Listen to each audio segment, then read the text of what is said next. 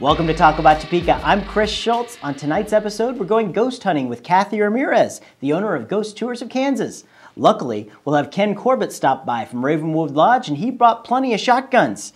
Tonight's episode is brought to you by the WIBW channels and the Break Room's new lunch experience, and it all starts right now. Uh-oh. Pull!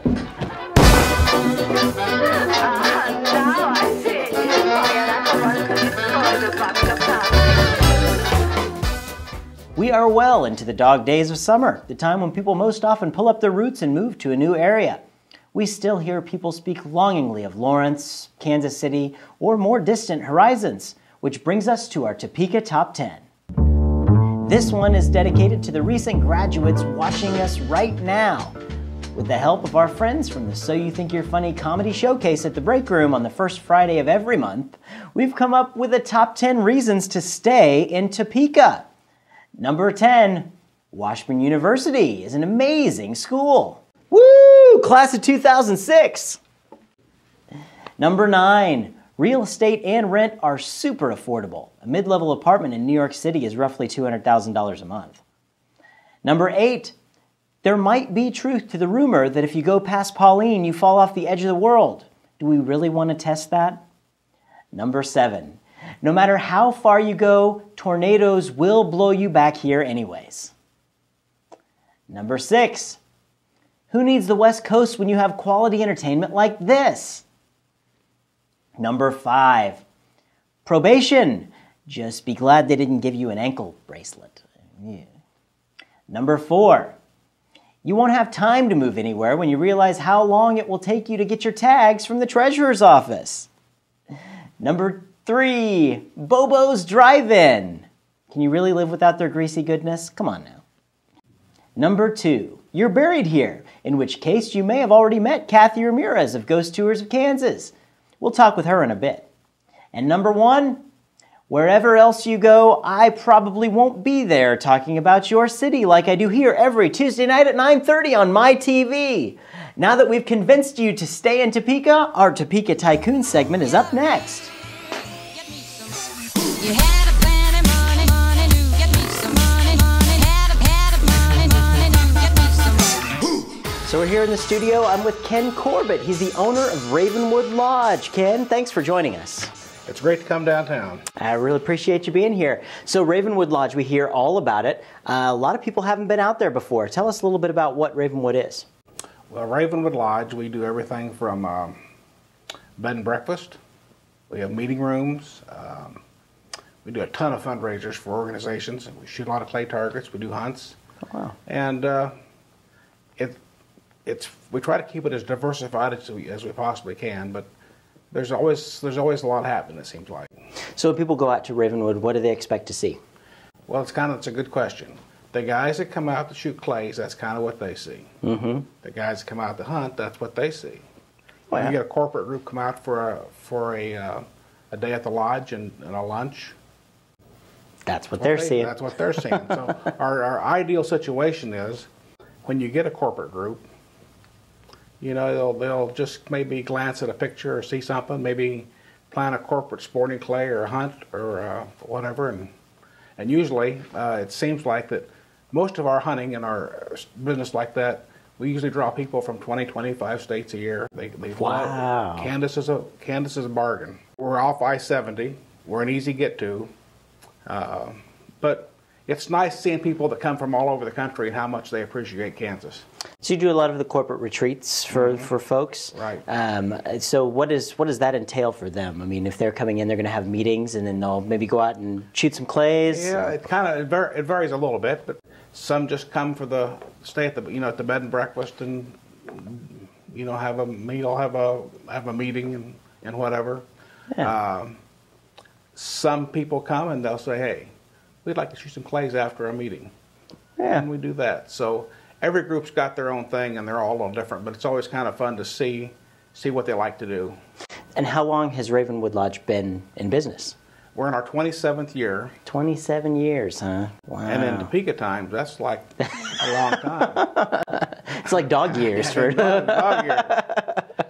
But the thing I think most people don't realize is when they come to Topeka, or especially Kansas, and especially northeast Kansas, is truly how beautiful it is. Yeah. Because between 30 years of Dodge City and Matt Dillon and The Wizard of Oz, Candace never got any blessing off of those two shows. We're a lot prettier than that. We were the black and white part of The Wizard of Oz. We should have been the color part. Yeah, but it's great. Everybody loves it.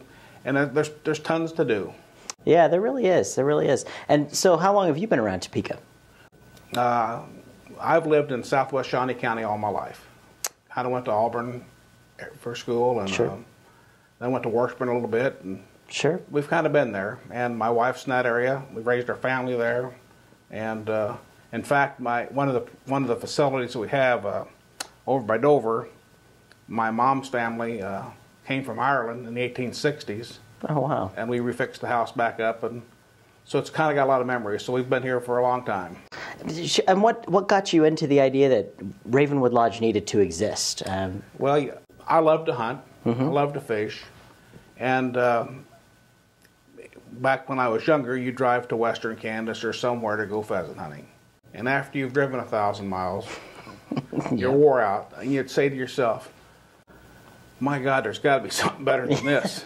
And finally I decided, we started checking around, and I went to some other nice places that do hunting and whatever, and I said, I think I got it. I said, I've got the habitat, I got the cover, we've got the wildlife. Yeah. So we just kind of slowly worked our way into it, I guess.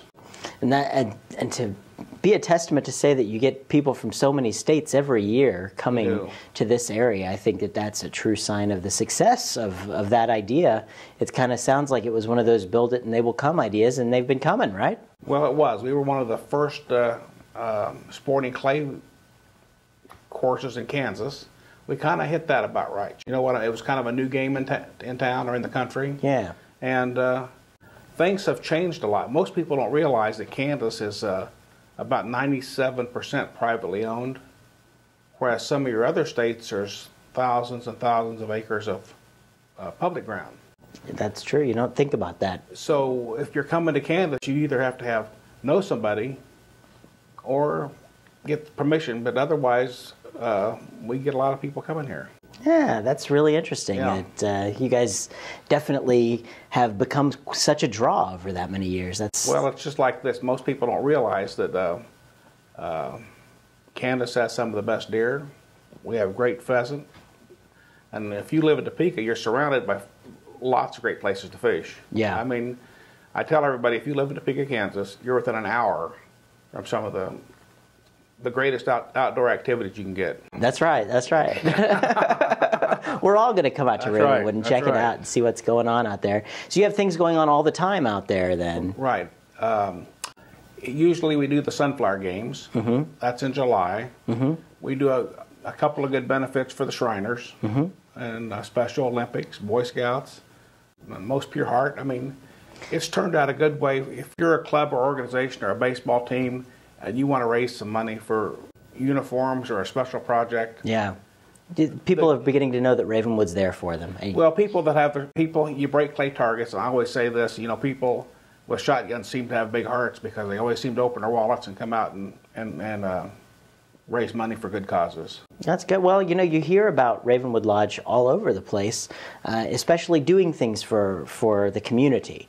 And I think that's exactly one of the reasons we definitely wanted to have you guys on the show. A, because you have such a hidden gem out there that many more people need to get out and see, but also because you guys do so much to help raise money for the community, and everything that you guys can do, you're doing it. And I think that's a true testament, and we're lucky to have you guys here. Well, thank you. Yeah, you bet, you bet. I know sometimes you just don't hear that enough, but thank you for what you do, Well, especially when you're the owner and you got to be the plumber and you got to be the drywaller and you got to do just about everything else, There's a hat for every job that you have, it seems like. Absolutely, absolutely.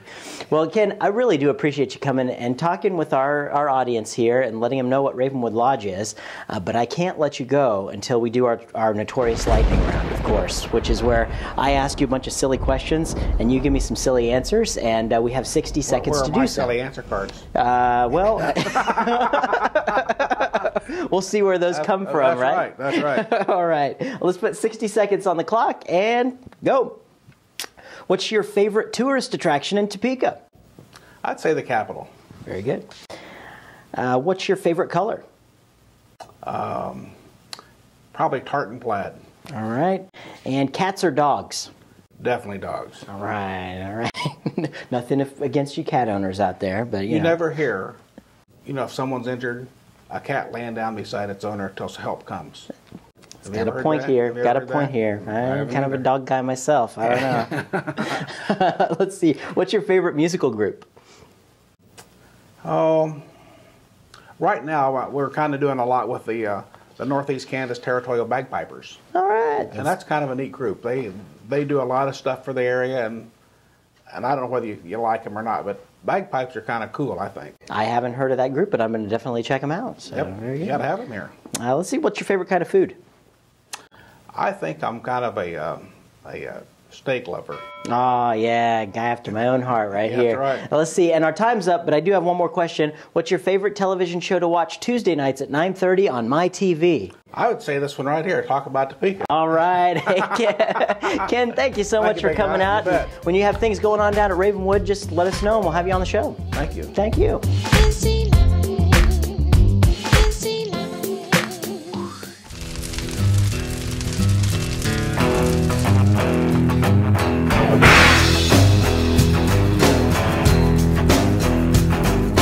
When there's something strange in your neighborhood, who are you going to call? Call this lady. It's Cathy Ramirez. She's with Ghost Tours of Kansas. Cathy, thank you so much for joining me. Very welcome. Glad to be here.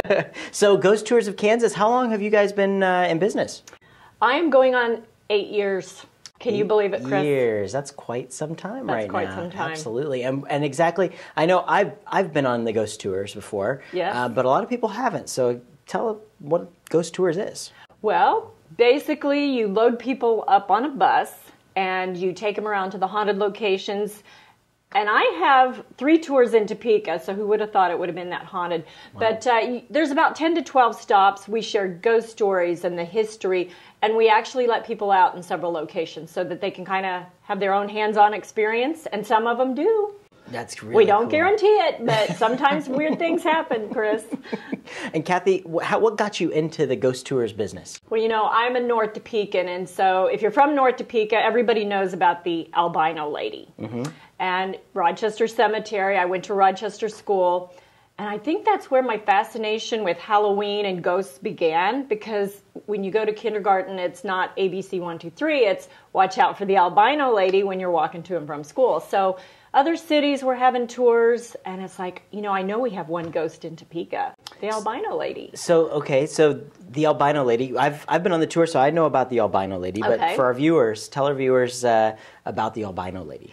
The albino lady, of course, was a real person at one time, and she had the stark white skin and blazing pink eyes. And, of course, she lived in North Topeka, and people were afraid of her just because of her appearance. Now, I've interviewed lots of people. Nicest woman, they said, but her appearance kind of was a little bit creepy and scary. A little bit, yeah. And so then after she died, about 1965, her ghost is roaming the North Topeka area. And not just the cemetery, but, kind of that surrounding area.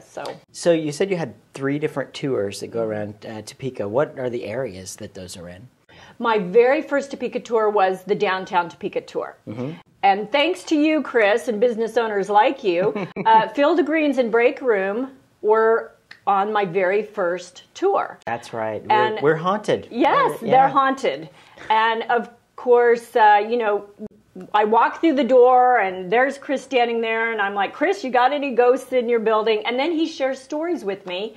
And so then, okay, why would there be a ghost there? So we do in-depth history, and then we like to go in and investigate. And you've been on a paranormal investigation with us. Yeah, it was just like you see in the TV shows. It really is. It was kind of cool. Really is. And I'll preface this. I'm one of the biggest skeptics in the world, and I'll be the first to make an excuse for whatever things are, or I really try to look for things. But sometimes things just make your skin crawl. They're a little creepy.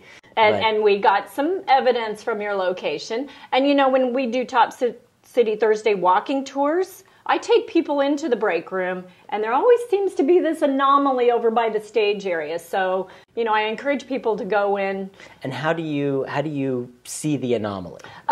People usually on my tours, walking or the riding tours, I always tell them it's like bring your cameras, bring your recorders, take photos. You never know what you're going to get. And we've had amazing photos captured during tours. So at the one that's at the break room, how do they continue to see that? Is it so they're seeing something? After they take a picture. And something shows up in the picture, but they're not seeing it with their own eyes at that moment. And it's a lot of times in the same area? Uh-huh. And sometimes it's there, sometimes it's not? Sometimes, yeah. Ooh. And Connie Cook, Marion Lane Candles. Mm-hmm. We've had freaky stuff happen down there, and we've investigated there. And there's a ghostly little girl fascinated with Christmas items at Connie's store. Christmas items? Yes. I wonder why. And she's being a nuisance right now. So, you know. How would be what would the nuisance thing entail? Like, well, for instance, Connie had left the building she was the last one to use the restroom that night. Mm-hmm. First one to open up in the morning. She had put a fresh new roll of toilet paper on the holder, and the next morning when she came in, it was all unraveled and just stacked right up underneath the holder. And this is the same little ghostly girl that must have been having a tantrum in the basement because Connie went down and she was going to get her Christmas stuff for decorating. Everything was flown and strung around, and of course she's thinking employees, but none of the employees. I'd be thinking about HR because I know he's a big kid. I don't, really, basements are creepy, and I don't think many of her staff members go in the basement. It's true. And that's like most places. Yeah. Now, me, I love basements. Send me to the basement first. Well, and like I said, there's stories of this place being haunted, and my apartment's in my basement. Yes. And I live there, so I don't know. I can't say that I've really seen a lot of scary things, but there have been some really freaky coincidences that have happened. That maybe can't be explained, huh? Yeah. Sometimes you just don't need an explanation. It's kind of like, interesting. And it's fun stuff. And so, during tours, I've mentioned that we've captured amazing photos. And Jayhawk Theater and Tower in the alley, I let people out, and you're thinking, why would people want to go in the alley and stand there and look? Well, it relates to a lot of the stories and the history there. But a lady during our tour captured like a wino in a long trench coat holding a liquor bottle by the dumpster. Wow. Ghost, apparition, one of the best pictures taken ever. And it wasn't really a wino with a liquor bottle. No, it was like because you could see kind of the wall through him. Wow. Yes. That's amazing that's photo. Pretty crazy. What other things have you noticed on your tours, some weird things that may have happened? Well, like there's certain cemeteries where you walk in, and I was the first one to notice this, but it's like a bunch of cobwebs are hitting you in the face. And there's no cobwebs there. Mm-hmm. Okay? And it's just a weird energy, and it's like, and because you start wiping your face off, thinking you're running into cobwebs, but it's not. It's just some weird energy. Yes. Who knows? And then, of course, when you go into cemeteries, sometimes the batteries will drain out of your cameras, or you'll get black screens or weird lines going, just everything's haywire. Wow.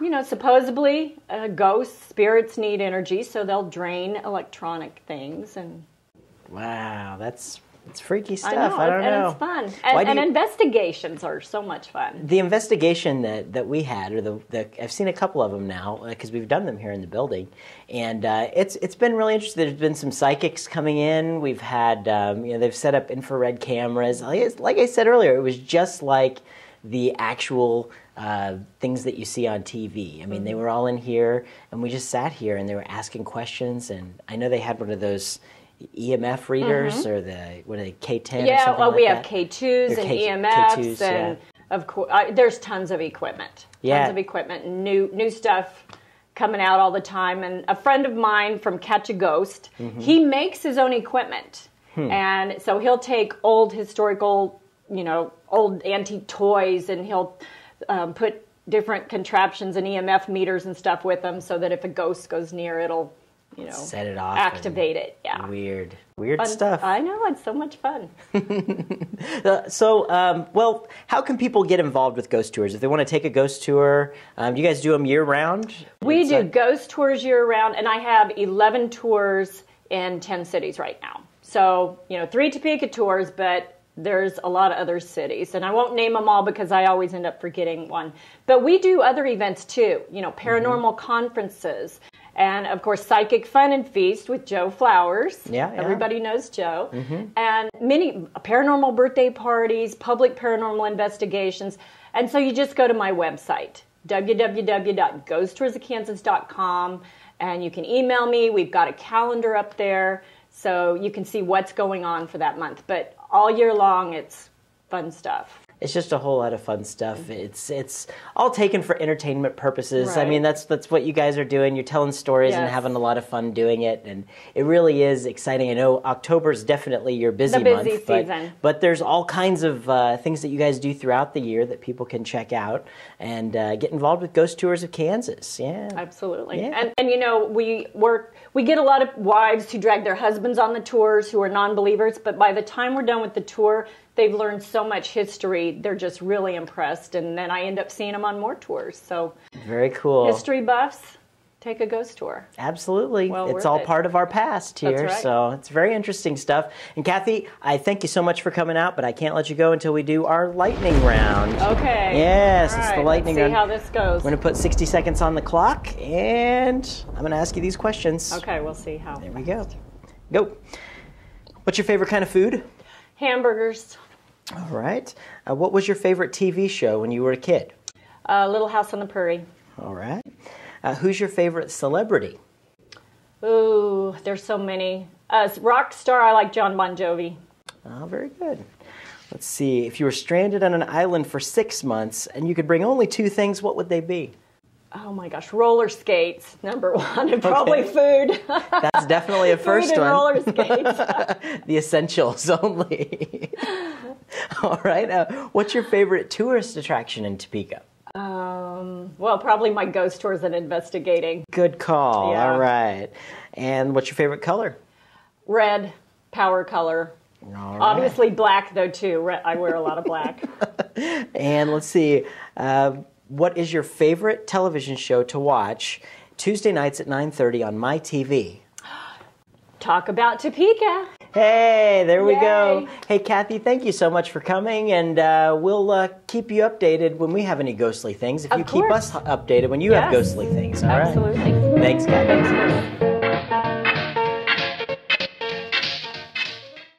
Big thanks to Ken Corbet of Ravenwood Lodge and Cathy Ramirez of Ghost Tours of Kansas.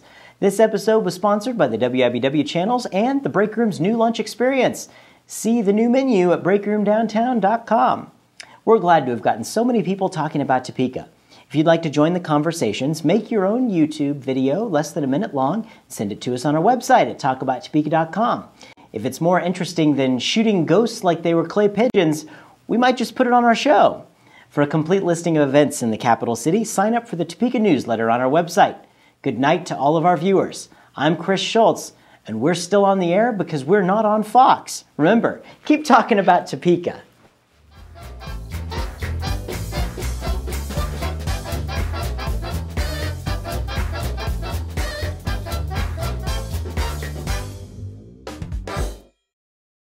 People who know me will know the roller skate thing.